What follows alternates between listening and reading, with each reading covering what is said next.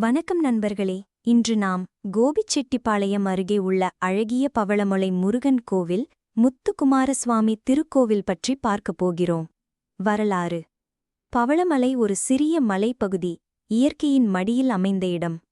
புராண கதைகளில் சூரபத்மன் வதத்திற்குப் பிறகு முருகப்பெருமான் இங்கு வந்து சிவனை வழிபட்டதாக சொல்லப்படுகிறது.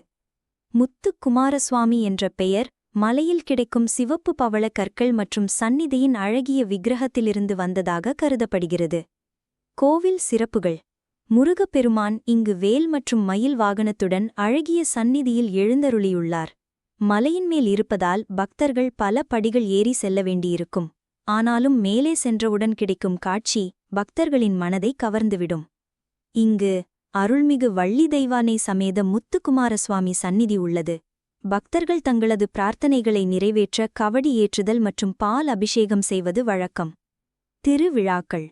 முக்கியமாக தைப்பூசம் மற்றும் சித்திரை விழா மிகுந்த சிறப்புடன் நடைபெறுகிறது. அப்போது ஆயிரக்கணக்கான பக்தர்கள் பவளமலைக்கு வந்து முருகனை வழிபடுகிறார்கள். சிறப்பு அபிஷேகம், அலங்காரம், தீபாராதனை நடைபெறுகிறது. சுற்றுப்புறம். மலைமேல் செல்லும்போது இயற்கையின் அமைதி, பசுமையான சூழல், மலைக்காற்று இவை அனைத்தும் ஆன்மீக உணர்வை தருகிறது. குடும்பத்தோடு குழந்தைகளுடன் வர சிறந்த தலம். சிறப்புகள். மலையிலுள்ள முருகன் சந்நிதி, முத்துக்குமாரசுவாமி என்ற தனிப்பட்ட பெருமை. தைப்பூசம் சித்திரை விழா சிறப்பு. பசுமை சூழல் மற்றும் ஆன்மீக சக்தி.